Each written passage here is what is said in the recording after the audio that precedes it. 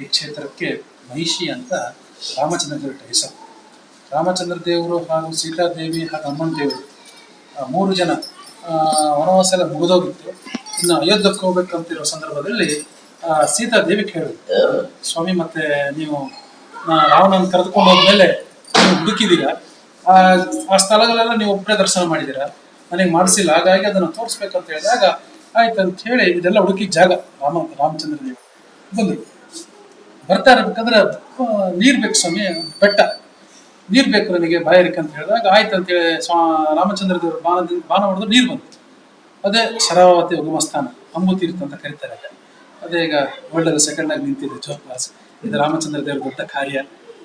ಆಮೇಲೆ ಯಾಕಂದ್ರೆ ನಾವು ಅಲ್ಲಿ ಇದೀವಿ ಅಂತ ನಮ್ಗೆ ಸಂತೋಷ ಪಡ್ಬೇಕು ಅಷ್ಟೇ. ನಾವು ಅವರು ಪರಮಾತ್ಮನ ಕಾರ್ಯ ಎಲ್ಲೆಲ್ಲಿ ಆಗುತ್ತೋ ಅಲ್ಲಿ ನಾವು ಪುಣ್ಯಕ್ಷೇತ್ರ ನಾವು ಇದೆ ಅಂದ್ರೆ ವಿಶೇಷ ಪುಣ್ಯ ಮಾಡ್ತೀವಿ. ಅಲ್ಲಿ ಮುಂದೆ ಬಂದು ಒಂದು ಕ್ಷೇತ್ರ ನರಸಿಂಹದೇವರ ಕ್ಷೇತ್ರ. ಆ ನರಸಿಂಹದೇವರ ಬಾಯಿಂದ ಬೆಂಕಿ ಬರ್ತಾ ಇರುತ್ತೆ. ಆ ಬೆಂಕಿ ಬಂದಾಗ ಊರಿಗೆ ಸುಟ್ಟೋಗ್ತಾ ಇರುತ್ತೆ. ಹಾಗಾಗಿ ಮತ್ತೆ ರಾಮಚಂದ್ರ ದೇವರು ಬಂದಿದ್ದಾರೆ, ಅವ್ರ ಹತ್ರ ಏನೋ ಪ್ರಾರ್ಥನೆ ಮಾಡುವಂತೆ ಎಲ್ಲ ಋಷಿಗಳು ಬಂದು, ಸ್ವಾಮಿ ಎಲ್ಲ ನಿನ್ನೆ ಇನ್ನೊಂದು ರೂಪ ಅದು, ಮತ್ತೆ ಏನಾದ್ರು ಮಾಡೋದು ಶಾಖ ತಡೆಯಕ್ಕಾಗ್ತಾ ಇಲ್ಲ, ಅದು ಬೆಂಕಿ ಬರ್ತಾ ಇರುತ್ತೆ ಅಂತ ಹೇಳಿದಾಗ ಆಯ್ತು ಅಂತ ಹೇಳಿ ನೋಡಿದ್ರು 6 ಅಡಿ ಉದ್ದ ಉಗ್ರಹ, ಹರಿ ಉಗ್ರ ತೆಗೆದು ನದಿಗೆ ಹಾಕ್ಬಿಟ್ಟಿದ್ದಾರೆ. ಜ್ವಾಲ ನರಸಿಂಹಕ್ಕೆ ಜಲ ನರಸಿಂಹ ಆಗ್ಬಿಟ್ಟಿದ್ದಾನೆ, ಮಳ್ಕೊಂಡ್ಬಿಟ್ಟಿದ್ದಾನೆ ನೀರಿನಲ್ಲಿ. ನೀರನ್ನ ಮಳ್ಕೊಂಡ್ಬಿಟ್ಟಿದ್ದಾನೆ. ಅಲ್ಲಿ ಆಮೇಲೆ ಗರ್ಭಗುಡಿ ಖಾಲಿ ಆಯ್ತು. ಹನುಮಂತ ಲಿಂಗ ತೆಗೆದುಕೊಂಡು ಪ್ರತಿಷ್ಠಾಪನೆ ಮಾಡ ಅಂತ ಹೇಳಿ ಹನುಮಂತ ದೇವರಿಗೆ ರಾಮಚಂದ್ರ ದೇವರು ಹೇಳ್ತಾರೆ. ಹನುಮಂತ ದೇವರು ಕಾಶಿಗೆ ಹೋಗ್ತಾರೆ. ಬರೋ ಸ್ವಲ್ಪ ತಡ ಆಗುತ್ತೆ. ಮತ್ತೆ ಸೀತಾ ಜನ ಎಲ್ಲ ಕಾಯ್ತಾ ಇದಾರೆ, ಮುಹೂರ್ತ ಮೀರ್ತಾ ಇದೆ, ನೀನಾದ್ರು ಮಾಡ್ಕೊಡು ಅಂತ ಹೇಳಿದಾಗ ಸೀತಾದೇವಿ ಅಲ್ಲಿ ಮರಳಿತ್ತು. ಆ ಮರಳಿಂದ ಲಿಂಗ ಮಾಡಿ ಕೊಟ್ಬಿಟ್ಲು. ಪ್ರತಿಷ್ಠಾಪನೆ ಆಯ್ತು, ಪೂಜೆ ಆಗ್ತಿರ್ಬೇಕು. ಬಂದ್ರು ಹನುಮಂತ ದೇವರು ನೋಡ್ತಾರೆ, ದೊಡ್ಡ ಲಿಂಗ ತಿಂದರೆ ನೋಡಿದ್ರೆ ಪೂಜೆ ಆಗ್ತಾ ಇದೆ. ಬಹಳ ಬೇಜಾರಾಯ್ತು ಹನುಮಂತ ದೇವ್ರಿಗೆ. ಎಂತ ಕೆಲಸ ಆಯ್ತು, ಎನ್ನೆ ಸಂಜೀವಿನ ಪರಿತ ತಂದಿದ್ದೇನೆ, ಆಮೇಲೆ ಮುದ್ರೆ ಕೊಟ್ಟು ಬಂದಿದ್ದ ಸೀತಾದೇವಿಗೆ, ಚಿಕ್ಕ ಕೆಲಸ ಆಗಿಲ್ಲ ಅಂತ ಹೇಳಿ ಅದನ್ನ ತೆಗೆದು ನದಿಗೆ ಹಾಕ್ಬಿಡ್ತಾರೆ. ಅದು ಬಾಣಾಕಾರಕ್ಕೆ ಒಂದು ಬಿದ್ದಿದೆ. ಅದಕ್ಕೋಸ್ಕರ ಆ ಕ್ಷೇತ್ರಕ್ಕೆ ಬಾಣಾಕಾರ ಅಂತ ಹೇಳಿ ಪುರಾಣ ಪ್ರಸಿದ್ಧವಾದ ಕ್ಷೇತ್ರ. ಈಗ ನಮ್ಮ ಅಪಭ್ರಷ್ಟ ಭಾಷೆಯಲ್ಲಿ ಬಳಗಾರ ನಾವು ಕರೆಯೋದು. ಮೊನ್ನೆ ಹೋದ್ರು ಶ್ರೀನಿವಾಸ ಇದೇ ಊರಿನವರೆಲ್ಲ ದೊಡ್ಡ ಪಂಡಿತರ ಕ್ಷೇತ್ರ ಇದು. ಮಹಿಷಿ, ಬಾಳಗಾರ ಮಹಿಷಿ ಅಂದ್ರೆ ಭಾರಿ. ಆಮೇಲೆ ಇಲ್ಲಿ ಬರ್ತಾರೆ ಹನುಮಂತ ದೇವರು. ಇಲ್ಲಿ ಬಂದಾಗ ಇಲ್ಲಿ ಅವನು ಊರು ಹೋಗ್ಬಿಟ್ರೆ ನಮಗ ಇನ್ನು ಗಂಟು ಬಿಡ್ತಾರೆ ಎಲ್ಲಾರು, ರಾವಣಗಿದ್ದ ಕುಂಭಕರ್ಣನಾಗಿದ್ದ ಅಂತ ಹೇಳಿ. ಹಾಗಾಗಿ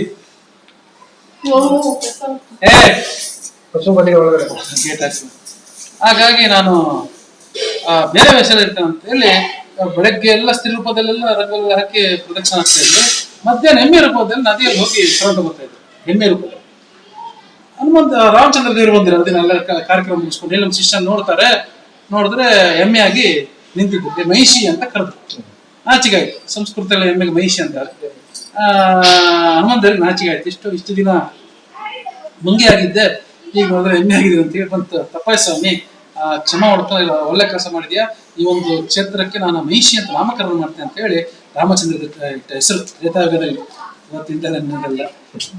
ಆಮೇಲೆ ಸತ್ಯ ಅಭಿನವ ತೀರ್ಥರು ಬಂದರು ಇಲ್ಲಿಗೆ. ಸತ್ಯ ಅಭಿನವ ತೀರ್ಥ ಅಂದ್ರೆ ನಾಚರ್ ಕೋಯಿಲ್ ಅಂತ ಇದೆ ಕುಂಭಕೋಣ ಪಕ್ಕ, ಅಲ್ಲಿ ಅವ್ರ ಬೃಂದಾವನ ಇದೆ. ಅವ್ರು ಇಲ್ಲಿಗೆ ಬಂದಾಗ ಇಲ್ಲಿ ಒಂದು ದೊಡ್ಡ ಮಠವನ್ನು ಕಟ್ಟಿ ಕಂಬ ಎಲ್ಲ ಹೊರಟಿದ್ರು. ಅವ್ರ ಕಾಲದ 360 ವರ್ಷ ಇಲ್ಲಿನ ಕಂಬಗಳೆಲ್ಲ ಬುನಾದಿ ಫೌಂಡೇಶನ್ ಎಲ್ಲ ಅವತ್ತಿಂದೆ. ಸ್ವಲ್ಪ ಚೇಂಜ್ ಮಾಡ್ತಿರ್ತೀವಿ ಈ ಕೂತು ಪಾಠಗಳಿಂದ, ಆಮೇಲೆ ಗೆದ್ಲೆ ಹಿಡಿದಿರುತ್ತೆ, ಚೇಂಜ್ ಮಾಡಿದ್ವಿ ಅಷ್ಟೇ ಹೊರತು ಪೂರ್ತಿ ಗರ್ಭಗುಡಿ ಎಲ್ಲ ಅವತ್ತಿಂದೆ 360-380 ವರ್ಷ ಆಯ್ತು. ಬಂದು ಸತ್ಯನಾಥಪುರ ಅಗ್ರಹಾರ ಅಂತ ಮಾಡಿ ಎಲ್ಲ ಉತ್ತರಾದಿ ಮಠದವರು ಮಹಾದ್ವರು ಎಲ್ಲರಿಗೂ ಇಲ್ಲಿ ಆ ಜಾಗ ಕೊಟ್ಟು ಅವ್ರಿಗೆಲ್ಲ ಜಮೀನು ಕೊಟ್ಟು ಹೋಗಿದ್ರು. ಆಮೇಲೆ ದಿವಾನ್ಪುರ್ನವ್ರು ಬಂದ್ರು. ಅವ್ರು ಬಂದು ಅವ್ರ ಕಾಲದಲ್ಲಿ ಎಲ್ಲ ಬ್ರಾಹ್ಮಣರಿಗೆ ಇಡೀ ಇಲ್ಲಿ ಎಷ್ಟು ಜನ ಇದ್ರೆ ಎಲ್ಲರಿಗೂ 2 ಎಕರೆ ಜಮೀನು ಕೊಟ್ಟು, ನೀವು ಯುಗಾದಿ ಮಾಡಬೇಕು, ನೀವು ಅಕ್ಷಯ ತೃತೀಯ ಮಾಡಬೇಕು, ನೀವು ಕಾರ್ತಿಕ ಮಾಡಬೇಕು, ನೀವು ಒಟ್ಟಿಗೆ ದಿನ 360 ದಿನ ಉತ್ಸವ ಆಗಬೇಕಂತ ಆ ರೀತಿಯಾಗಿ ವ್ಯವಸ್ಥೆ ಮಾಡಿ ಹೋಗಿದ್ರು ದಿವಾನ್ಪುರ್ನಲ್ಲಿ. ಆಮೇಲೆ ಇಲ್ಲಿ ಸತ್ಯಸಂಧ ಸ್ವಾಮಿಗಳು ಅಂತ 220 ವರ್ಷ ಆಯ್ತು ಬಂದಿದೆ. ಇವರ ಊರು ಹಾವೇರಿಯಲ್ಲಿ ಮಧ್ವಾಚಾರ್ಯರು ಮತ್ತು ಭಾರತೀಬಾಯಿ ಅಂತ ದಂಪತಿಗಳು ಮದುವೆ ಆಗಿ ಸಂತಾನ ಆಗ್ಲಿಲ್ಲ. ಹಾಗಾಗಿ ಏನ್ ಮಾಡ್ಬೇಕಂತ ಅವರು ವಿಚಾರ ಮಾಡ್ತಾ ಇರ್ಬೇಕಾದ್ರೆ ರಾಯರ ಸೇವೆ ಮಾಡಿ ನಿಮ್ಗೆ ಫಲ ಸಿಗುತ್ತಂತಂದ್ರು. ಆಗಿನ ಕಾಲದಲ್ಲಿ ಮಂತ್ರಾಲಯ ದೂರ, 2-3 ವಾರ ಬೇಕಾಗುತ್ತೆ. ಬೆಂಗಳೂರು ಬಿಟ್ರೆ ಬೆಳಗ್ಗೆ ಬಂದ್ರಿ, ಹಾಗೆಲ್ಲ ಹಂಗಲ್ಲ, ನಡ್ಕೊಂಡು ಹೋಗ್ಬೇಕು ಅಥವಾ ಗಾಡಿಯಲ್ಲಿ ಹೋಗ್ಬೇಕು. ಹಾಗಾಗಿ ಬಿದಿರಲ್ಲಿ ಅಂತ ಒಂದು ಕ್ಷೇತ್ರ ಶ್ರೀನಿವಾಸ ತೀರ್ಥ, ಆ ಕ್ಷೇತ್ರದಲ್ಲಿ ಅಶ್ವತ್ಥ ವೃಕ್ಷ ಇದೆ. ಅಲ್ಲಿಗೆ ಹೋಗಿ ತಮ್ಮ ಛಲ ಬೃಂದಾವನ, ಮೃತ್ತಿಕ ಬೃಂದಾವನ ಯಾರು ತಂದಿದ್ರು ರಾಯರದು. ಅದನ್ನೇ ಇಟ್ಕೊಂಡು ಹೋಗಿ ಭಕ್ತಿಯಿಂದ ಇಬ್ರು ಸೇವೆ ಮಾಡಿದ್ದಾರೆ. 8-7 ದಿನ ಸೇವೆ ಮುಗಿದ 8ನೇ ದಿನಕ್ಕೆ ರಾಯರ ಬಂದು ಸ್ವಪ್ನ ಅಂತ ಅನ್ಕೊಂಡಿದ್ದಾರೆ, ಅದು ಸ್ವಪ್ನ ಅಲ್ಲ, ನಿಜವಾಗಿ ರಾಯರು ಬಂದಿದ್ದಾರೆ. 4:15 ಗಂಟೆ ಬಂದು ಮಾವಿನ ಹಣ್ಣು ಮತ್ತು ಮಂತ್ರಾಕ್ಷತೆ ಕೊಟ್ಟು, ನಿಮಗೆ ಗಂಡು ಮಗ ಆಗುತ್ತೆ, ಹೆದರಬೇಡಿ, ಆದ್ರೆ ನಿಮ್ಮ ಕೈಗೆ ಸಿಗಲ್ಲ, ಅವನು ಸನ್ಯಾಸ ಇರ್ತಾನೆ, ಪೀಠ ಇರ್ತಾನೆ ಅಂತ ಹೇಳಿ ಕೊಟ್ಟಿದ್ದಾರೆ. ಮಗು ಆದ್ರೆ ಸಾಕಾಗಿತ್ತು, ಆಯ್ತು ಅಂತ ಹೇಳಿ ಆಯ್ತು. ಮನೆಯವ್ರ ಹತ್ರ ಹೇಳಿದ್ರು, ಹೇಳಿದ್ರೆ ಅವ್ರ ಮಹಾತಾಯಿ ಭಕ್ತಿಯಿಂದ ಅದನ್ನು ಸ್ವೀಕಾರ ಮಾಡಿದ್ಮೇಲೆ ಸ್ವಲ್ಪ ದಿನ ಗರ್ಭಿಣಿ ಆದಾಗ ಎಲ್ಲರ ಏನೇನೋ ಬಯಕೆ ಇರುತ್ತೆ. ಅದಕ್ಕಾಗಿ ಎಲ್ಲರೂ ಬಂದು ಕೇಳ್ತಿದ್ದಾರೆ, ಏನ್ ಬೇಕಮ್ಮ ನಿಮಗೆ, ಏನ್ ತಿಂತೀರಾ, ಗೋಪಚಂದ್ ತಿಂತಿರೋ ಅಥವಾ ಮಾವಿನಕಾಯಿ ತಿಂತಿರೋ ಅಥವಾ ಚಟ್ನಿ ಬೇಕೋ, ಏನ್ ಬೇಕೋ ಅಥವಾ ಮುರ್ತಿಗ ಬೇಕೋ ಅಂತ ಏನೇನೋ ಕೇಳ್ತಾ ಇದ್ದಾರೆ. ಕಾಲ ಮಾತ್ಮೇನೋ ಅಥವಾ ಏನ್ ಗೊತ್ತಿಲ್ಲ. ಈಗಲೂ ಪಾಪ ಗರ್ಭಿಣಿ ಸ್ತ್ರೀಯವ್ರಿಗೆ ಏನೋ ಬೇಕಾಗ್ತಿರ್ತಾರೆ. ನಮ್ಮ ಸ್ನೇಹಿತ ಅವನ ಹೆಂಡತಿಗೆ ಒಂದು ಐಫೋನ್ ಬೇಕಿತ್ತು. ಇಲ್ಲ ನಿಂದೇನೇ ದಯಕ್ಕೆ ಹೇಳ್ಬಿಡ, ಆಮೇಲೆ ಇದು ಮಾಡ್ಕೋಬೇಡ ಅಂದ್ರೆ, ಏನಿಲ್ರಿ ಒಂದು ಐಫೋನ್ ಕೊಡ್ಸ್ಬಿಟ್ರೆ ಸಾಕು ನನಗೆ ಅಂತ ಈ ಕಾಲ ಮಾತು ಅವನು ಹೇಳಿದಪ್ಪ, ಫೋನ್ ಮಾಡಿ ಹೇಳಿದ. ಹಾಗಾಗಿ ಈಗ ತಾಯಿ ಕೇಳಿದ್ರಂತೆ, ನನಗೆ 1 ಲಕ್ಷ ಬ್ರಾಹ್ಮಣ ಕಳಿಸಿ ಊಟ ಖರ್ಚಬೇಕು ಅಂತ ನನ್ಗೆ ಬೇಕಾಗ್ತಾ ಇದೆ. ಆಮೇಲೆ ಮರುದಿನ ಗಂಗಾ ಸ್ನಾನ ಮಾಡ್ಬೇಕಾಗಿದೆ, ಕಾಶಿ ಕರ್ಕೊಂಡು ಹೋಗ್ರಿ ಅಂತ ಹೇಳಿದ್ರಂತೆ. ಆಮೇಲೆ 3ನೇ ದಿನ ಅಂತಂತೂ ಅಲ್ಲಿ ದಂಡ ಮಡಿಕೊಳ್ಳ ಅಂತ ಇಟ್ಟಿರ್ತಾರೆ, ಆ ಮಡಿಕೊಳ್ಳ ಇಟ್ಕೊಂಡು ಅಡ್ಡಾಡ್ತಿದ್ರು. ಅವಾಗ ಇವ್ರು ತಂದೆ ಹೇಳಿದ್ರಂತೆ, ಓಹೋ ಇದು ನಿಮ್ ಬಯಕೆ ಅಲ್ಲ, ನೀನು ಒಳಗಿರೋ ಮಗನ ಬಯಕೆ, ಗಂಗಾ ಸ್ನಾನ, ಲಕ್ಷ ಭೋಜನ, ಲಕ್ಷ ಬ್ರಾಹ್ಮಣರ ಭೋಜನ, ಈಗ ಗೊತ್ತಾಯ್ತು ಅಂತ ಹೇಳಿದ್ರಂತೆ. ಆಮೇಲೆ ಅವತಾರ ಆಯ್ತು. ರಾಘವೇಂದ್ರ ಸ್ವಾಮಿ ಪ್ರಸಾದ ಅಂದ್ರೆ ರಾಘವೇಂದ್ರ ಆಚಾರ್ಯ ಅಂತ ಇವರಿಗೆ ನಾಮಕರಣವಾಯ್ತು. ಭಾರಿ ಚಿಕ್ಕ ಹುಡುಗ. ಆವಾಗಿನ ಕಾಲದಲ್ಲಿ ಏಕಪಾಟಿಗಳು, ಒಂದ್ಸಲ ಹೇಳ್ಬಿಟ್ರೆ ಸಾಕು. ಶ್ರೀಮದ್ ಆಚಾರ್ಯ ಅಷ್ಟೇ ಒಂದೇ ಸಲ ಹೇಳಿದ್ವು. ಆಮೇಲೆ ಮರುದಿನ ಬರೆಯಕ್ಕೆ ಹೋದ್ರೆ ಬೇಡ ಅಂತ ಹೇಳ್ಬಿಟ್ರು. ಲಿಪಿ ಕೊಡಮ್ ನಮ್ಮ ತಾತಗತೆ ದಿನೇ ಲಿಖಿತ ಮೇ ಪುನರ್ ಲಿಖಿತಂ ಕುತಃ, ಬರ್ದಿದ್ ಮತ್ತೆ ಯಾಕೆ ಬರೆಸ್ತ್ರಪ್ಪ ಅಂತ ಕೇಳಿದ್ರು. ಆಮೇಲೆ ಇವರು ಹಂಗೆ 13 ವರ್ಷಕ್ಕೆ ಸುಧಾಪಾಠ ಆಗ್ತಾ ಇದ್ದಾರೆ. ಅಷ್ಟು ಚಿಕ್ಕ ಹುಡುಗನಿಗೆ ಸುಧಾಪಾಠ ಆಗ್ತಾ ಇದೆ. ಮದುವೆ ಮಾಡ್ಬೇಕಂತ ವಿಚಾರ ಮಾಡಿದ್ರು. ಮದುವೆ ಮಾಡ್ಬೇಕಂದ್ರೆ ಗುರುಗಳ ಹತ್ರ ಮಂತ್ರಕ್ಕೆ ತರ್ಬೇಕಂತ ಹೇಳಿ ಇಬ್ರು ಸೌನೂರಲ್ಲಿ ಸತ್ಯಬೋಧರಾಗಿದೆ, ಪೀಠಾಧಿಪತಿಯಾಗಿದ್ರು. ಹೋಗಿದ್ದಾರೆ ಇಬ್ರು. 10 ಗಂಟೆ ಹೇಗಿದೆ, 10 ಗಂಟೆ ಹೋಗಿದ್ದಾರೆ. ಪಾಠ ನಡೀತಾ ಇತ್ತು, ಇನ್ನು ಸ್ನಾನ ಆಗಿದ್ದಿಲ್ಲ ಸತ್ಯಬೋಧರದು. ಇಬ್ರು ನಮಸ್ಕಾರ ಮಾಡಿದಾಗ ಇವ್ರು ನೋಡಿ ಬಹಳ ಸಂತೋಷ ಆಯ್ತು ಸತ್ಯಬೋಧರಿಗೆ. ಏನಪ್ಪ ನಿನ್ನ ಹೆಸರು ಅಂತ ಕೇಳಿದ್ರು. ರಾಘವೇಂದ್ರ ಅಂತ ಕರೀತಾರೆ ಸ್ವಾಮಿ. ಏನ್ ಓದ್ತಾ ಇದೀಯಾ? ಸ್ವಲ್ಪ ಹೇಳಕ್ ಸಂಕೋಚ ಆಯ್ತು. ಯಾಕಂದ್ರೆ ಸತ್ಯಬೋಧರ ಮುಂದೆ ದೊಡ್ಡ ದೊಡ್ಡ ಪಂಡಿತರು ಕೂತಿದ್ದಾರೆ, ಶಾಲ್ ಓದ್ಕೊಂಡಿದ್ದಾರೆ, ವಯಸ್ಸಾದವರು, ಜ್ಞಾನವೃದ್ಧರು, ವಯೋವೃದ್ಧರು. ತಾನು ಚಿಕ್ಕ ಹುಡುಗ ಹೋಗಿ ಸುಧಾದ್ ಬಿಟ್ರೆ ಅವ್ರಿಗೆಲ್ಲ ಅಪಮಾನ ಮಾಡ್ದಂಗಾಗುತ್ತೆ ಅಂತ ಇಲ್ಲ ಸುಮ್ಮನೆ ಆದ್ರು.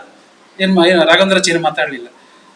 ಮಧ್ವಾಚಾರ್ಯ ಏನ್ ಪಾಠ ಹೇಳ್ತಾರೆ ಮಗನಿಗೆ ಅಂತ ಕೇಳಿದ್ರು. ಯಾಕಂದ್ರೆ ಆ ಮುಖದಲ್ಲಿ ಓದಿದ್ದು ಜ್ಞಾನದ ತೇಜಸ್ ಕಾಣಿಸ್ತಾ ಇತ್ತು ಅವರಿಗೆ ಸತ್ಯಬೋಧರ. ಅದಕ್ಕೆ ಬಿಡ್ಲಿಲ್ಲ. ಮಧ್ವಾಚಾರ್ಯ ಮಗನಿಗೆ ಏನ್ ಪಾಠ ಹೇಳ್ತಾ ಇದ್ರಿ? ಸುಧಾ ಪಾಠ ಆಗ್ತಾ ಇತ್ತು ಸ್ವಾಮಿ ಅಂತ ಹೇಳಿ ಸಂಕೋಚದಿಂದ ಹೇಳಿದ್ರು. ತಕ್ಷಣ ಪಾಪ ಅಂತ ಹೇಳಿ ಪಾಠ ನಡೀತಾ ಇತ್ತು, ಅನುವಾದ ಮಾಡಿಸೋಂತ ಅಂತ ಪುಸ್ತಕ ಕೊಟ್ಟರು. ಬೆಳಿಗ್ಗೆ 10 ಶುರುವಾಗಿದೆ, ಮಧ್ಯಾಹ್ನ 1:30-2 ಗಂಟೆ ಆಗ್ತಾ ಇದೆ. ನಾನ್ ಸ್ಟಾಪ್ 2 ಪಂಕ್ತಿ. ಆ 2 ಪಂಕ್ತಿಯನ್ನು ಆಶ್ಚರ್ಯ, ಯಾಕಂದ್ರೆ ನಾವು ನೋಡ್ತಾ ಇದೀವಿ ನಮ್ಮ ಗುರುಗಳಲ್ಲಿ ಅರ್ಧ ಪಂಕ್ತಿಯನ್ನು 4 ಗಂಟೆ ಮಾಡಿದ್ರು ಮೊನ್ನೆ ಧಾರವಾಡದಲ್ಲಿ. ಹಾಗಾಗಿ ಅದೇನು ಆಶ್ಚರ್ಯ ಇಲ್ಲ. ಆಗಿನ ಕಾಲದ ಕರೆಂಟ್ ಇದ್ದಿಲ್ಲ, ಏನಿದ್ದಿಲ್ಲ, ಆದ್ರೂ ಅಷ್ಟು ಪಂಡಿತ ಇತ್ತವರು 4 ಗಂಟೆ 2 ಲೈನನ್ನು ಅನುವಾದ ಮಾಡ್ತಾ ಇದ್ರೆ ದಿವಾನ್ರು ಬಂದು ಹೇಳಿದ್ರು, ಸ್ವಾಮಿ ಮತ್ತೆ ಸಮಯ ಸಾಕು, ಸಮಯ ಜಾಸ್ತಿ ಆಗ್ತಾ ಇದೆ, ಭಕ್ತರು ಕಾಯ್ತಾ ಇದಾರೆ, ನೀವೆಲ್ಲ ಪೂಜೆ ಆಗ್ಬೇಕು, ನಿಮ್ದು ಊಟ ಆಗ್ಬೇಕು, ಆಮೇಲೆ ಎಲ್ಲ ಜನರ ಊಟ ಕಡಾಗು ಸಮಯ, ಸಾಕು ರಾಘವೇಂದ್ರ ಅಂತ. ಆಯ್ತಂತ ನಮಸ್ಕಾರ ಮಾಡಿದಾಗ ಹೋಗಿ ಸತ್ಯಬೋಧರ ಆಲಿಂಗನ ಮಾಡ್ಕೊಂಡ್ರು. ಶಬಾಷ್, ನೀನ್ ಪಂಡಿತ ಅಂದ್ರೆ ನೀನ್ ಪಂಡಿತ. ಚಿಕ್ಕ 60 ವರ್ಷಕ್ಕೆ ಸಾಧನೆ ಮಾಡೋದು 13 ವರ್ಷಕ್ಕೆ ಸಾಧನೆ ಮಾಡಿದೀಯಾ, ನೀನು ಇಲ್ಲೇ ಇರು, ಇನ್ನ ವ್ಯಾಕರಣ ತರ್ಕ ಹೇಳ್ತೀನಿ ಅಂತೇಳಿ ಮಠದಲ್ಲಿ ಇರಿಸ್ಕೊಂಡ್ರು. ಮತ್ತೆ ಮಧ್ವಾಚಾರ್ಯ ಕೆಲಸ ಮದುವೆ ಎಲ್ಲ ಆಗುತ್ತೆ, ಮುಂದೆ ನೀವು ವಿಚಾರ ಮಾಡಬೇಡಿ, ನೀವು ಹೋಗಿ. ಆಯ್ತಂತ ಮೊನ್ನೆ ಸ್ವಲ್ಪ ಗಲಾಟೆ ಆಯ್ತು. ಭಾರಿ ಸುಂದರ ಆಗಿದೆ. ಸತ್ಸಂಗ ವಿಜಯ ಅಂತ ಗ್ರಂಥ ಇದೆ ಇದು. ಎಲ್ಗೂ ಆನಂತಾಚಾರ್ಯ ಅಂತ ಬರೆದವರು, ಬಹಳ ಸುಂದರ ಆಗಿದೆ.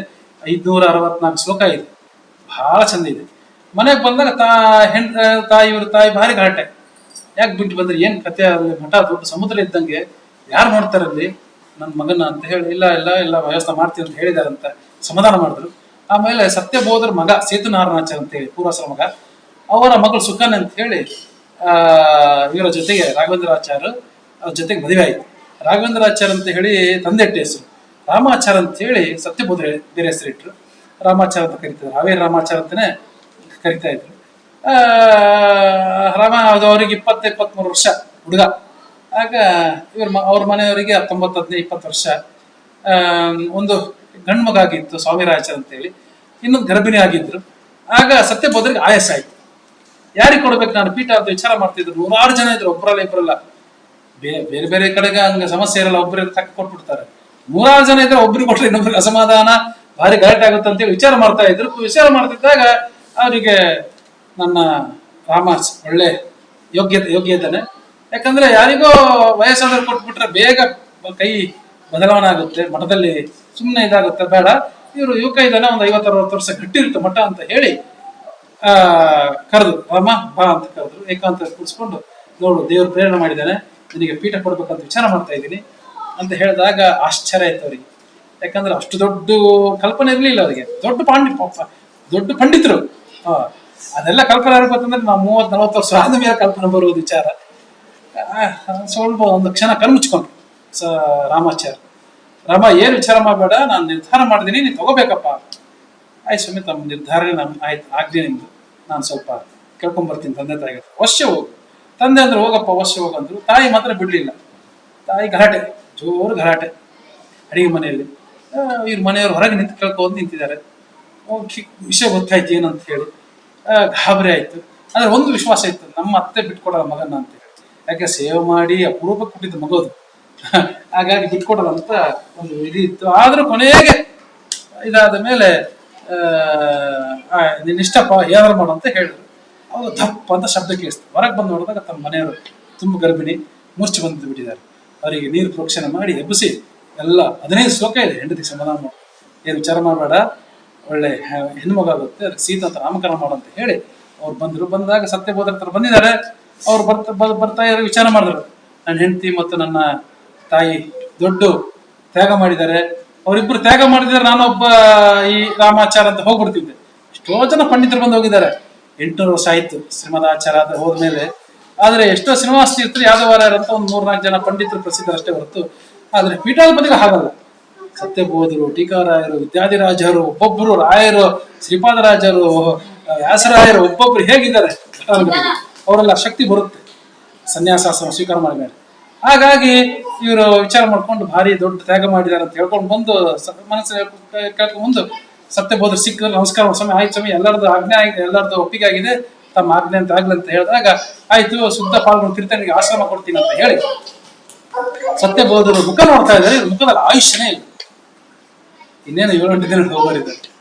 ಗಾಬ್ರೆ ಸತ್ಯಬೋಧರಿಗೆ, ನಾನು ನಿರ್ಧಾರ ಮಾಡಿದ ವ್ಯಕ್ತಿಗಳು ಇಷ್ಟು ನ್ಯೂನತೆ ಇದೆ, ಅಯ್ಯೋ ದೇವರು ಅಂತ ಹೇಳಿ, ರಾಮ ನಾನು ಬೆಳಗ್ಗೆ ಎದ್ದು ಬಾಪ ಅಂತ 4:30 ಗಂಟೆಗೆ ಅಭಿಮಂತ್ರಣ ಮಾಡಿ ಕೊಡ್ತಾ ಇದ್ರು. 10 ದಿನ ಕೊಟ್ರು. 11 ದಿನ ಕೊಡ್ಬೇಕಾದ್ರೆ ಅದು ಕೈ ಜಾರಿ ಬಿದ್ದೋಗ್ಬಿಡ್ತು. ಚಿಕ್ಕ ಬಟ್ಲು ತಗೋ, 10 ವರ್ಷ 2 ತಿಂಗಳು ಆಯುಷ್ಯ ಅಂತ ಹೇಳಿ ಸತ್ಯಬೋಧರು ಕೊಟ್ಟಿದ್ದು ಆಯುಷ್ಯ ಸತ್ಯಸಂಧರಿಗೆ. ಅವರಿಗೆ ಏನು ಹೇಳ್ಬೇಕಂತ ಗೊತ್ತಾಗ್ಲಿ ಸತ್ಯಬೋಧ ರಾಮಾಚಾರಿ. ಅಲ್ಲ, ಬೇಬಿ 100 ಜನ ಇದ್ರು, ಒಬ್ಬರಲ್ಲ ಇಬ್ಬರಲ್ಲ. ನನಗ್ಯಾಕೆ ಇಷ್ಟು ನನ್ನ ಮೇಲೆ ಇಷ್ಟು ಅಭಿಮಾನ, ಇಷ್ಟು ಇದು ಮಾಡ್ತಾರೆ? ಅವ್ರ ಗ್ರಂಥದಲ್ಲಿ ನೋಡ್ತೇವೆ ನಾವು. ಶಿಷ್ಟಾಶ್ರಮ ವ್ಯಾಖ್ಯಾನ, ಪುರುಷೋಕ್ತ ವ್ಯಾಖ್ಯಾನ, ಆಮೇಲೆ ಪ್ರತಿಯೊಂದು ವಿಷ್ಣು ಸ್ತುತಿ ಅಂತ ಎಲ್ಲ ಇದೆ. ಆ ಗ್ರಂಥದ ಸತ್ಯಬೋಧರಿದ್ದರ ಶ್ಲೋಕನೇ ಮುಗಿಯಲ್ಲ. ಅಷ್ಟು ಸತ್ಯಬೋಧರ ಜೀವ.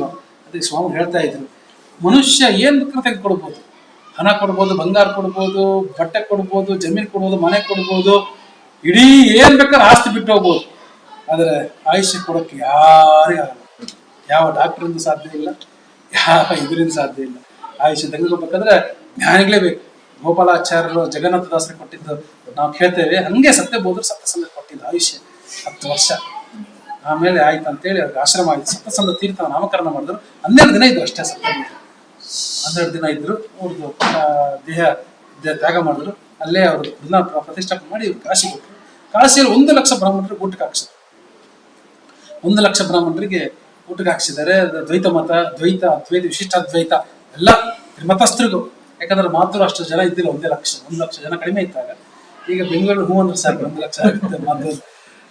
ಆಗ ಕಷ್ಟ ಇತ್ತು. ಹಾಗಾಗಿ ಅವರು ಎಲ್ಲರಿಗೂ ಬ್ರಾಹ್ಮಣ ಭೋಜನ ಹಾಕ್ಸಿ, ತಾಯಿನ ದಕ್ಷಿಣ ಕೊಡಿಸಿ ಅಮ್ಮ ತಮ್ಮ ಬೇಕೆ ತೀರ್ಥ ಅಂತ ಕೇಳಿದಾಗ ತತ್ಕೊಂಡು ಕೂತ್ಬಿಟ್ರಂತ. ಅಲ್ಲ ಸ್ವಾಮಿ, ನನಗೆ ನೆನಪೇ ಇಲ್ಲ, ನೀವೇನ್ ಲೌಕಿಕ ಬಯಕೆ ಅದನ್ನ ಏನ್ ನೀವು ಇದು ಮಾಡೋದು?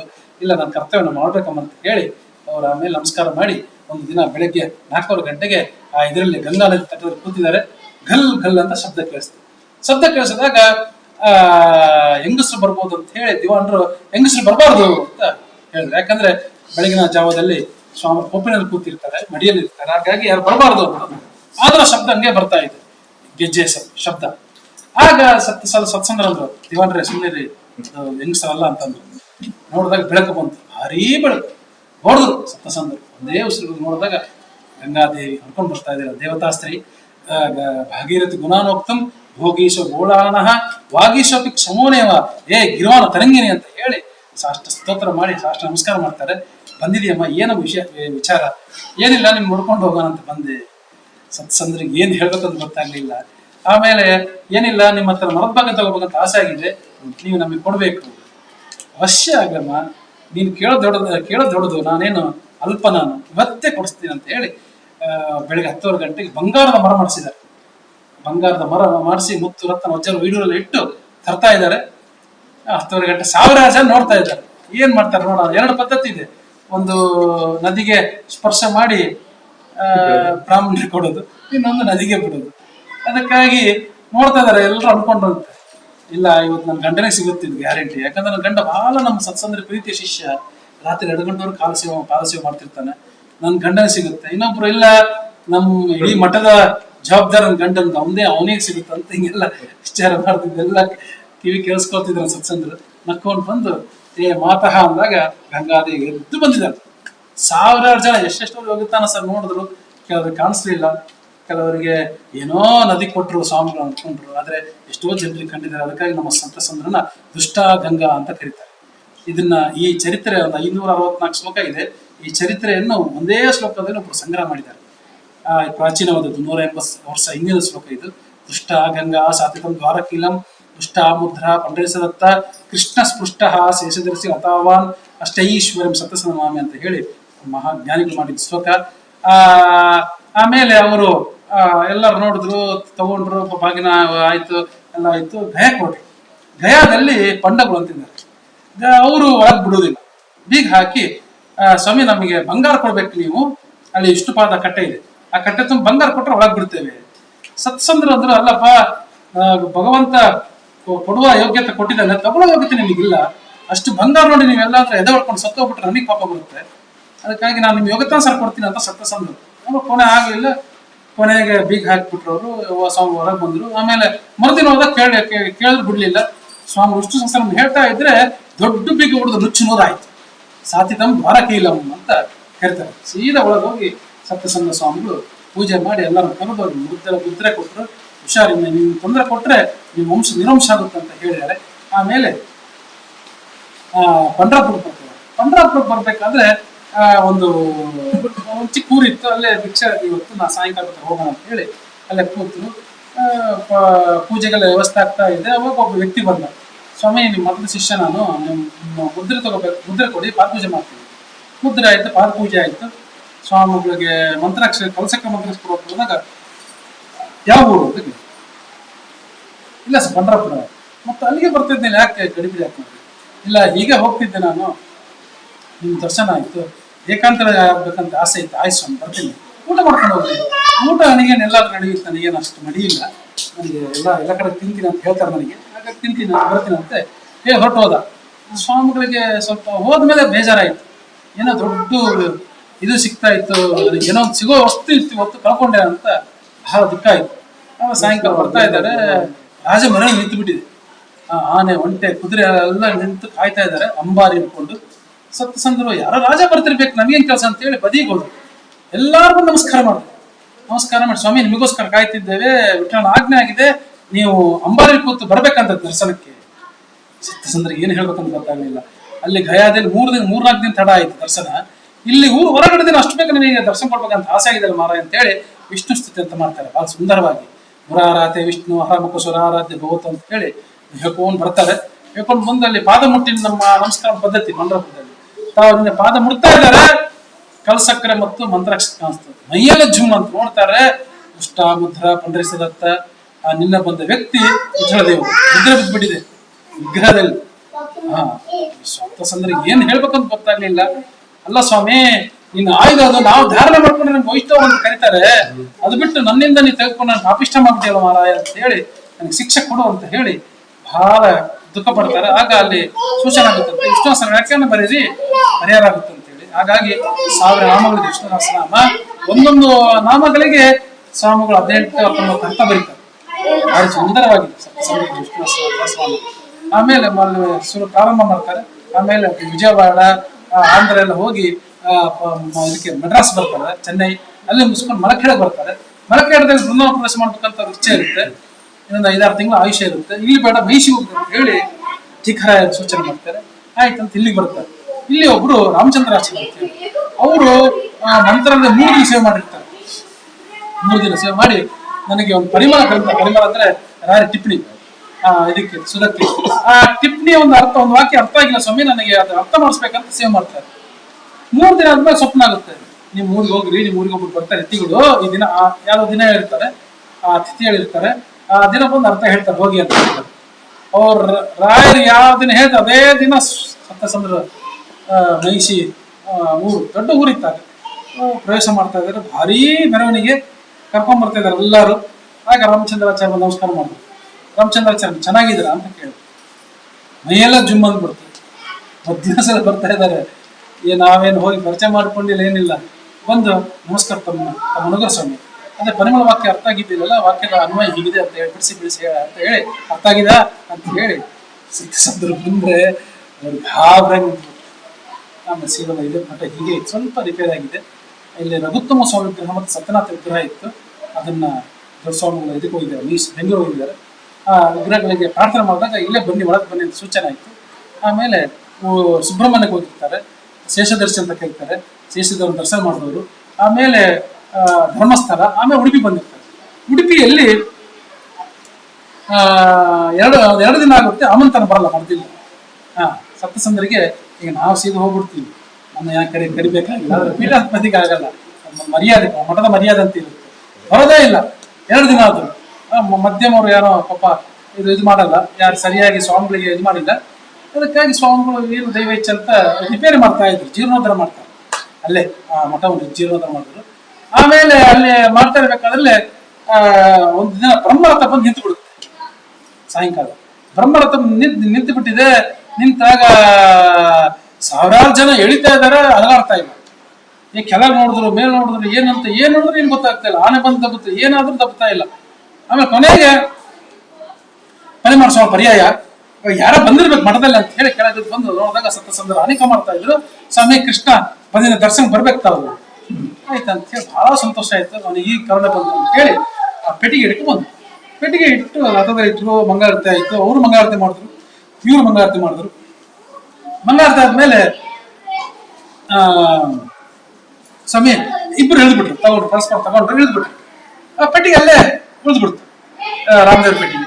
ಸ್ವಾಮಿ ಪೆಟ್ಟಿಗೆ ತೆಗಿಬೇಕಿತ್ತಲ್ಲ, ಯಾಕೆ ಇಲ್ಲಿ ಕೃಷ್ಣ ಮಾತ್ರ ಉತ್ಸವ, ರಾಮಚಂದ್ರನ ಉತ್ಸವ ಇಲ್ಲ ಇಲ್ಲಿ, ಹಾಗಾಗಿ ತೆಗಿಬೇಕು. ಇಲ್ಲ ರಾಮಕೃಷ್ಣನ ಒಂದೇ ಅಂತ ಹೇಳಿ ರಜಮನ ಶರಣಂ ಯದುನಂದನಂ ರಜತ ಪೀಠ ಪುರಸ್ತ ಮಾದರ ತಕ್ಷಣ ರಾಮಕೃಷ್ಣಾಷ್ಟಕ ಅಂತ ಮಾಡ್ತಾರೆ, ಸುಂದರವಾಗಿದೆ. ರಾಮ ಅಂದ್ರೆ ಒಂದೇ, ಕೃಷ್ಣ ಅಂದ್ರೆ ಒಂದೇ, ಎಲ್ಲ ಒಂದೇ ಅಂತ ಹೇಳಿ ಏನ್ ಮಾಡಿದ್ರು ಒಪ್ಪಲ್ಲ. ಭಾರಿ ಗಲಾಟೆ ಆಗುತ್ತೆ. ಗಲಾಟೆ ಅಂದ್ರೆ ಮಾತಿಂದ ಗಲಾಟೆ ಆಯ್ತು. ಗಲಾಟೆ ಆದಾಗ ಅವ್ರಿಗೆ ಕೋಪ ಬಂದು, ನೀವು ಘಟ್ಟದ ಮೇಲೆ ಹೋಗಲ್ಲ ಸ್ವಾಮಿ ಅಂತಾರೆ. ಘಟ್ಟದ ಮೇಲೆ ಅಂದ್ರೆ ಆಗಿರ್ಬೇಕು ಘಾಟ್, ನೀವು ದಾಟಲ್ಲ ಅಂತಾರೆ. ನಗುತ್ತಾ, ಇಲ್ಲ ನಾನು ಹೋಗ್ತೀನಿ ಬಿಡ್ತೀನಿ, ನಿಮ್ಗೆ ಕೆಲಸ ಅಲ್ಲ. ಈಗ ನಾನು ಯುವಕ, ಪಾಪ ಬ್ರಹ್ಮಚಾರಿ ಬೇರೆ ಯುವಕ, ಏನು ಅರ್ಥ ಆಗ್ಲಿಲ್ಲ. ಯಾಕಂದ್ರೆ ಕರ್ಕೊಂಡು ಏನ್ ಹೇಳಿದ್ರು ಸ್ವಾಮಿ, ಹೌದು ನನಗೆ ಇನ್ನು 8 ದಿನ ಆಯುಷ್ಯ ಇದೆ, ನಿಮಗೆ 3 ದಿನ ಆಯುಷ್ಯ ಇರೋದು, ನಾನು ನೇರಗಡೆ ಬಯಲಿಸಿ ಹೋಗ್ತೀನಿ, ಇಲ್ಲ ನಿಮ್ಗೆ ಗೊತ್ತಾಗಲ್ಲ. ಶಾಕ್ ಆಗುತ್ತೆ. ಪುರಾಣದಲ್ಲಿ ಕೇಳಿದ್ದೇವೆ, ಪುರಾಣದಲ್ಲಿ ಭಾಗವತದಲ್ಲಿ ಹೇಳ್ತಾರೆ, ಕಟೋಗ ಮಹಾರಾಜನಿಗೆ, ಪರೀಕ್ಷಿತ ಮಹಾರಾಜನಿಗೆ ಕೇಳಿದ್ದೇವೆ. ಇದನ್ನು ಪ್ರತ್ಯಕ್ಷ ಹೇಳ್ತಾ ಇದ್ದ ನನಗೆ ಭಾರಿ ಸಂತೋಷ ಆಗಿದೆ. ಗುರುಗಳು ಸಮಾನ ಆಯುಷ್ಯ ಹೇಳುದು, ಈ ಡಾಕ್ಟರ್ಗಳಲ್ಲ. ಯಾಕಂದ್ರೆ ಎಷ್ಟೋ ಸಲ ಕೇಳಾಗಿದ್ದಿದೆ, ಹೇಳಿದ್ರೆ ಅವತ್ತೇ ಹೋಗ್ಬೇಕು, ಆ ಕ್ಷಣ ಅದೇ ಟೈಮಲ್ಲಿ ಹೋಗ್ಬೇಕು ಅಂತವ್ರ ಗುರುಗಳ ಸಮಾನ ಅಂತ ಶಾಸ್ತ್ರ ಹೇಳುತ್ತೆ. ಅದಕ್ಕಾಗಿ ಗುರುದಕ್ಷಿಣೆ ಕೊಡ್ಬೇಕಂತಿದ್ದೀನಿ ಸ್ವಾಮಿ, ನಿಮಗೆ ಏನ್ ಬೇಕು ಕೇಳ್ರಿ, ಬಂಗಾರ ಬೇಕಾ, ಜಮೀನ್ ಬೇಕು, ಇನ್ನೊಂದು ಮಠ ಕಟ್ಸ್ಕೊಳ್ಳೋ, ಏನ್ ಕೇಳಿದ್ರು ಏನ್ ಬೇಡ ಅಂತಾರೆ. ನಾನ್ ನಿಮ್ ಜೊತೆಗೆ ಬರೋಣೆ, ಹಾಗಾಗಿ ನಂಗೆ ಬೇಡ. ಕೊನೆ ಹಠ ಮಾಡಿದಾಗ, ಹಾಗಾದ್ರೆ ನಾಳೆ ಕೃಷ್ಣಮೂರ್ತಿ ಪೂಜೆ ಮಾಡ್ತೀನಿ ಅಂತ ಸತ್ಯಸಂದ್ರ ಕೇಳಿದಾಗ ಅವ್ರಿಗೆ ಸ್ವಲ್ಪ ಸಂಕೋಚ ಆಯ್ತು. ಅಲ್ಲ ಸ್ವಾಮಿ, ನೀವು ಹೊರಗಿನವ್ರು ಆಗ್ತೀರಾ, ಮತ್ತೆ ಹೇಗೆ? ಇಲ್ಲ ವ್ಯಾಸರಾರು ಮಾಡಿದ್ದಿದ್ದೆ ಇತಿಹಾಸದಲ್ಲಿ, ಆದ್ರೆ ಸ್ವಾಮಿ ಬಿಟ್ಕೊಟ್ಟಿದ್ದಿದೆ ಅಂತೆಲ್ಲ ಹೇಳಿದಾಗ ಆಯ್ ಸ್ವಾಮಿ ಅವಶ್ಯ ಮಾಡ್ರಿ ಅಂತ ಹೇಳಿ ಮರುದಿನ ಕೃಷ್ಣಮೂರ್ತಿ ಪೂಜೆ ಮಾಡಿದ್ದಾರೆ. ಅದಕ್ಕೆ ಕೃಷ್ಣ ಸ್ಪೃಷ್ಟ ಅಂತ ಸತ್ಯಸಂದ್ರ ಸ್ವಾಮಿ ಕರೀತಾರೆ. 6 ದಿನ ಅಲ್ಲಿದ್ರು. ಮುಗಿಸ್ಕೊಂಡು 7ನೇ ದಿನಕ್ಕೆ ಇದಕ್ಕೆ ಬಂದರು. ಸೀತಾ ನದಿ ಅಂತ ಬರುತ್ತೆ. ಆಗುಂಬೆ ಕೆಳಗಡೆ ನದಿ ಒಂದಿದೆ, ಭಾರಿ ಚೆನ್ನಾಗಿದೆ ನದಿ. ಆ ನದಿ ಹತ್ರ ಬಂದು ಅಲ್ಲೇ ತಮ್ಮ ತಮ್ಮನಿಗೆ ಸತ್ತವರ ತೀರ್ಥದ ನಾಮಕರಣ ಮಾಡಿ ತಾವು ಪೂಜೆ ಕೂತಿದ್ರೆ ಪೂಜೆಗೆ ಹೂ ಇಲ್ಲ. ಒಬ್ಬ ಹುಡುಗನಿಗೆ ಹೂ ತರ ಕೇಳಿದ್ರು. ಹೂ ತರ ನೋಡಿದಾಗ ಒಂದು ಗುಹೆ ಮಧ್ಯದಲ್ಲಿ ಸರೋವರ. ಆ ಸರೋವರ ಮಧ್ಯದಲ್ಲಿ ಕಮಲದ ಹೂ ಇತ್ತು. ಇನ್ನೇನು ಮುಟ್ಬೇಕಂದ್ರೆ ಮುಟ್ಬೇಡ ಅಂತ ಧ್ವನಿ ಬಂತು. ನೋಡಿದಾಗ 6 ಜನ ಋಷಿಗಳು ಕೂತಿದ್ದಾರೆ. ಯಾರು ಸ್ವಾಮಿ ನೀವು ಅಂತ ಹೇಳಿದ್ರು. ಅಲ್ಲಪ್ಪ, ನಮ್ಮ ಕ್ಷೇತ್ರಕ್ಕೆ ಬಂದಿದ್ದು ನೀನ್ ಯಾರು ಹೇಳು? ನಾನು ಸತ್ಯಸಂಧ ಸ್ವಾಮಿ ಶಿಷ್ಯ, ಅವ್ರು ಪೂಜೆ ಮಾಡ್ತಿದ್ರು, ಹೂ ಬೇಕಾಗಿದೆ. ಹೌದಾ, ಎಷ್ಟು ನಿಮ್ಮ ಮಠದ ದೇವರು? ಮೂಢರಾಮಚಂದ್ರ ದೇವರು, ದಿಗ್ವಿಜಯರಾಮ, ವಂಶರಾಮ, ವಿಠಲ, ಸೀತಾ, 5 ಜನ ದೇವರು ಇದ್ದಾರೆ. ವ್ಯಾಸಮುಷ್ಟಿ ಅಂತ ಒಂದಿದೆ, ನೋಡಿದ್ರೆ ನಿಮಗೆ ಗಮನಕ್ಕೆ ವ್ಯಾಸಮುಷ್ಟಿ ಅಂತ ಮರೆತು ಬಿಟ್ಟಿದ್ದಾರೆ. 5 ಜನ ದೇವರಿದ್ದಾರೆ. 5 ಹೂ ತೆಕ್ಕೊಂಡು ಜಾಸ್ತಿ ಒಯ್ಬೇಡ, ಇದು ದೇವಲೋಕದದ್ದು, ಅದು ಭೂಲೋಕದಲ್ಲ. 5 ಹೂ, 5 ಸಾಕು ಆಯ್ತು ಅಂತ ಹೇಳಿ 5 ಹೂ ಇಟ್ಕೊಂಡು ಬಂದ. ಕೊನೆ ಆಸನ ಖಾಲಿ ಆಗಿತ್ತು. ಸ್ವಾಮಿ ಇವರೆಲ್ಲ ಹೇಳಿದ್ದಾರೆ ಈ ಋಷಿಗಳು, ಅವರಪ್ಪ ನಿಮ್ಮ ಪೂಜೆ ಮಾಡ್ತಿರೋದು ಅಂತ ಹೇಳಿ 6 ಜನ ಹೇಳಿದ್ದಿದೆ. 4ನೇ ಪ್ರಸಿದ್ಧ ಇದೆ. ಮತ್ತು ಸಪ್ತಋಷಿ ಆವೇಶನ ಇರ್ಬೋದು, ಅಂಶ ಇರ್ಬೋದು, ಮನುಷ್ಯರಲ್ಲ ಅಂತ ಹೇಳಿ ನಮಗೆ ಸಿದ್ಧ ಆಗ್ತದೆ ಅವರ ಕಾರ್ಯ ನೋಡಿದ್ರೆ. ಆಮೇಲೆ ಹೂ ತಂದಿಟ್ಟಿದ್ದ. ಆ ಹೂ ತಂದಿಟ್ಟ, ಅದಕ್ಕೆ ಪ್ರೋಕ್ಷಣೆ ಮಾಡಿ ಸ್ವಾಮಿಗಳು ರಾಮಚಂದ್ರ ದೇವ ಪಾದಕ್ಕೆ, ದಿಗ್ವಿಜಯರಾಮನಿಗೆ, ವಂಶರಾಮ, ವಿಠಲನಿಗೆ, ಸೀತಾದೇವಿಗೆ ಇಡಬೇಕಾದ ಹೂವನ್ನು ವ್ಯಾಸಮುಷ್ಟಿ ಮೇಲೆ ಇಟ್ಬಿಟ್ರು. ಅವತ್ತು ಸೀತಾದೇವಿಗೆ ಹೂ ಇಲ್ಲ. ನಮ್ಮ ಮಠದಲ್ಲಿ ಏನಾದ್ರು ಸಂಪ್ರದಾಯ ಅಂದ್ರೆ ದಂಪತಿ ಪೂಜೆ, ಗಂಡ ಹೆಂಡತಿ ಒಟ್ಟಿಗೆ ಪೂಜೆ ಮಾಡೋದು. ಯಾಕಂದ್ರೆ ಒಟ್ಟಿಗೆ ಬಂದಿದೆ ಅವರು, ತಂದು ಸಾಯಂಕಾಲ ಒಟ್ಟಿಗೆ ಬಂದಿರ್ತಾರೆ, ಅದಕ್ಕೋಸ್ಕರ ಒಟ್ಟಿಗೆ ಪೂಜೆ ಮಾಡ್ಬೇಕಂತ ಹೇಳಿ ನೋಡಿದ್ರೆ ಹೂ ಇಲ್ಲ. ಏನ್ ಮಾಡೋದಂತ ನೋಡ್ತಾ ಇದ್ದಾರೆ. ರಾಮಚಂದ್ರ ದೇವ ಪಾದಕ್ಕೆ ಇಟ್ಟು ಸೀತಾ ಮುಡಿಗೆ ಹೋಗ್ತಾ ಇದೆ. ತಾತ ಶ್ರೀರಾಮಮೂರ್ತಿ ರಮಲ ಕಮಲತ ದರ್ಚ ಮಾತೃ ಶಿಷ್ಟಂ ಕಂಜಂ ಕಂಜಾಲ ಇತಿ ಪ್ರಾದ ಕಂಜಮೇಕಂ ತತ್ಕಿಂ ಜಾಯ ದಯಾತಃ. ಆ ಹೂ ಹೋಗಿ ಸೀತಾ ಮುಡಿಗೆ ಬಿದ್ದಾಗ ಸತ್ಯಸಂದ್ರ ತಕ್ಷಣ ಶ್ಲೋಕ ಮಾಡಿದ್ರು. ಸ್ವಾಮಿ ಎಲ್ಲಾರು ನೋಡಿದ್ದಾರೆ ಅದು ಹೂ ಹೋಗಿದ್ದು, ಏನ್ ಕಾರಣ ಸ್ವಾಮಿ? ಏನ್ ಹೆಂಡತಿ ಅಂತ ಪ್ರೀತಿಯಿಂದ ಕೊಟ್ಟಿವೋ? ನಾವು ಒಂದು ಹೂ ಬಿದ್ದರೆ ಸಾಕು ಬಾಬಾ ನಮ್ದೆಲ್ಲ ಈಡೇರಿಸಿದಂತ ನಾವು ಕೈ ಮುಗಿದು ಕೊಡ್ತೇವೆ. ಅದನ್ನ ಆರ್ಗ್ಯುಮೆಂಟ್ ಮಾಡ್ತಾ ಇದ್ದಾರೆ ಸತ್ಯಸಂದ್ರ. ಏನ್ ಹೆಂಡತಿಯಿಂದ ಪ್ರೀತಿಯಿಂದ ಕೊಟ್ಟಿವ ಅವಳಿಗೆ? ಇಲ್ಲ, ನನ್ನ ಮೇಲೆ ಕರುಣೆ ಕೊಟ್ಟಿವ, ತಾಯಿ ಹೂ ಇಲ್ಲ ಅಂತ ಹೇಳಿ ಅಳ್ತಾ ಇದ್ದಾನ ಅಂತ ಹೇಳಿ ನನ್ನ ಮೇಲೆ ಕರುಣೆ ಕೊಟ್ಟಿವ. ಸ್ವಾಮಿ ಇವತ್ತು ನೀವ್ ಹೇಳ್ಬೇಕಂತ ಹೇಳಿ ಸತ್ಯಸಂದ್ರ ಗಟ್ಟಿ ಕೂಗದಾಗ ಒಂದು 2 ನಿಮಿಷ ಬಿಟ್ಟು ಕಿವಿಯಲ್ಲಿ ಬಂದು ಭಗವಂತ ಹೇಳ್ದಂತೆ, ನನಗೆ ಶ್ರೀಪತಿ, ರಮಾಪತಿ, ಲಕ್ಷ್ಮೀಪತಿ ಅಂತ ಕರೀತಾರೆ. ಅದರ ಜೊತೆಗೆ ಭಕ್ತ ಪ್ರಿಯ, ಭಕ್ತ ವತ್ಸಲ, ಭಕ್ತ ಪರದೀನ ಅಂತ ಕರೀತಾರೆ. ಹಾಗಾಗಿ ದ್ವೈದಯ ನಿನ್ ಮೇಲೆ ಕರುಣೆ ಕೊಟ್ಟಿನೋ ಅಂತ ಹೇಳಿದಾಗ ಧನ್ಯೋಸ್ಮಿ ಅಂತ ಹೇಳಿ 2 ಒಂದೇ. ಹೂವು ಕೊಟ್ಟಿದ್ದ ಕಾರಣ 2 ಒಳ್ಳೇದೇ. ತಾಯಿ ಪ್ರೀತಿಯಿಂದ ಕೊಟ್ಟರು ಒಂದೇ, ಹೆಂಡತಿ ಅಂತ ಕೊಟ್ಟರು ಒಂದೇ. ಆದ್ರೆ ವಿಶೇಷ ಪುಣ್ಯ ಸತ್ಯಸಂಧರಿಗೆ ಸಿಗ್ಬೇಕಾಗಿತ್ತು. ಹಾಗಾಗಿ ಸತ್ಯಸಂಧ ಪ್ರಾರ್ಥನೆ ಮಾಡಿದಾಗ ಭಗವಂತ ಬಂದು ಹೇಳ್ದ ಧನ್ಯೋಸ್ಮಿ ಅಂತ ಸತ್ಯಸಂಧ ಹೇಳಿದ. ಆಮೇಲೆ ಜ್ವರ ಬಂದಾಗ ಎಲ್ಲ ವ್ಯವಸ್ಥೆ ಆಗಿತ್ತು, ಇಲ್ಲೇ ಊಟದ್ದೆಲ್ಲ ವ್ಯವಸ್ಥೆ ಆಗಿತ್ತು. 500-600 ಜನ ಇದ್ರು ಅವರು. ಎಲ್ಲರಿಗೂ ಮುಂದೆ ಸಾಮಾನ್ಯ ಕಳ್ಸಿಬಿಟ್ಟಿದ್ರು. ಯಾಕೆ ಅವರು ಅಂದ್ರೆ ಇನ್ನೂ ಟೈಮ್ ಇತ್ತು, ಯಾಕೆ ಅವ್ರು ಯಾಕೆ ಸುಳ್ಳಾಗಬೇಕು ಬಲಿಮಾ ಸ್ವಾಮಿಗಳು ಅಂತ ಹೇಳಿ ಅಲ್ಲೇ ಕೂತು ಸತ್ಸಂದ್ರು. ಇನ್ನೊಂದು ದಿನ ಟೈಮ್ ಇತ್ತಲ್ಲಿ, 8 ದಿನ ಆಯುಷ್ಯ ಇತ್ತು. ಅಲ್ಲೇ ಕೂತು ಆಮೇಲೆ ತಾವು ತಮ್ಮ ಶಿಷ್ಯರಿಗೆ ಕೊಟ್ಟು ಪೂಜೆಗೆ ಮುಗಿದ್ಮೇಲೆ ಜ್ವರ ಬಂದು ವಿಪರೀತ ಜ್ವರ ಬಂದಾಗ ಕಲ್ಲಾಪುರ ವೆಂಕಣ್ಣಾಚಾರ್ಯ ಅಂತ ಹೇಳಿ ಅವ್ರು ಎಷ್ಟೋ ದೂರದಲ್ಲಿದ್ದಾರೆ, 3-4 ಅಡಿ ದೂರದಲ್ಲಿದ್ದಾರೆ. ಅವರಿಗೆ ಆ ಶಾಖ ಬಡಿತಾ ಇದೆ. ಬಡಿದಾಗ ಭಾರಿ ಶಾಖ ಬಿಸಿ ಆಗಿ ಬ್ರಹ್ಮರಂಧ ಸ್ಫೋಟವಾಯಿತು. ಪಲ್ಲಕ್ಕಲ್ಲಿ ಇಟ್ಕೊಂಡು ತರ್ತಾ ಇದ್ದಾರೆ. ಇಲ್ಲಿ ಆಗುಂಬೆಯಲ್ಲಿ ಚೆಕ್ ಮಾಡ್ಬೇಕಂತ ನಿಂತಿದ್ದಾರೆ. ಯಾಕಂದ್ರೆ ಇದು ಐದೇಳು ದೇಶ, ಅದು ತಳುವ ದೇಶ. ದೇಶ ಭೇದ ಬಂದಾಗ ಪರೀಕ್ಷೆ ಆಗಬೇಕು. ಹಾಗೆ ಪರೀಕ್ಷೆಗೆ ಕಾಯ್ತಾ ಇದ್ದಾಗ ಬಂದು ಸೂಟ್ ಬೂಟ್ ಹಾಕೊಂಡ್ಬಿಟ್ಟಿದ್ದಾನೆ. ನೋಡ್ಬೇಕಂತ. ಇಲ್ಲಪ್ಪ ಸ್ವಾಮಿ ವಿಶ್ರಾಂತ ಗೊತ್ತಾ ಇದ್ದಾರೆ. ಬೇಡ, ಇಲ್ಲ ನಾನು ನೋಡ್ಬೇಕು, ನಿಮ್ ಮುಖದಲ್ಲಿ ಒಂದ್ ತರ ಇದೆ, ಏನೋ ಮಾಡ್ತಾ ಇದ್ದೀರಾ ಅಂತ ಹೇಳಿ ಅವ್ನು ಬಂದು ಇನ್ನೇನು ಪರದೆ ಮುಟ್ಬೇಕಂದಾಗ ಮಡಿದೇನಪ್ಪ ಮುಟ್ಬೇಡ ಅಂತ ಧ್ವನಿ ಬಂತ. ಎಲ್ಲಾರು ನೋಡಿದ್ದಾರೆ. ಎಲ್ಲಾ ಏನಿಲ್ಲ ಆ ದೇಹದಲ್ಲಿ, ಜಡ ದೇಹ, ಆದ್ರೆ ಅದೇ ದೇಹ ಮತ್ತು ಮಾತಾಡಿದೆ. ಹಾಗಾಗಿ ದೊಡ್ಡ ಸನ್ನಿಧಾನ. ಆಮೇಲೆ ತಂದು ಇಲ್ಲಿ ಪ್ರತಿಷ್ಠಾಪನೆ ಮಾಡಿದ್ರು. ಇಲ್ಲಿ 9 ಜನ ಸನ್ನಿಧಾನ ಇದೆ. ಟೀಕಾರಾಯರು, ರಘುತ್ತಮರು, ರಾಯರು ವಿಶೇಷ ಸನ್ನಿಧಾನ. ರಘುತ್ತಮರದು ಆಮೇಲೆ ಸತ್ಯನಾಥರದು, ಸತ್ಯಬೋಧರದು, ಸತ್ಯಸಂದ್ರದು ಮುಖ್ಯ ದೇಹ, ಸತ್ಯವರ, ಸತ್ಯಪರಾನ, ಸತ್ಯ ಕಾಮತೀರ್ಥರು ಅಂತೇಳಿ 9 ಜನ ಸನ್ನಿಧಾನ ಇದೆ. ಅಂತ ಸನ್ನಿಧಾನ ಬಂದಿದ್ರೆ ವಿಶೇಷ ಎಲ್ಲ ಅನಿಷ್ಟ ಪರಿಹಾರ ಆಗಲಿ, ಪಾಪ ಪರಿಹಾರ ಆಗಲಿ, ಪುಣ್ಯ ಮತ್ತು ನಿಮಗೇನೋ ಅಭಿಲಾಷೆಗಳು ಸಿದ್ಧಿ ಆಗಲಿ ಅಂತ ತಿಳ್ಕೊಂಡು ಮುಗಿಸ್ಕೊಂಡು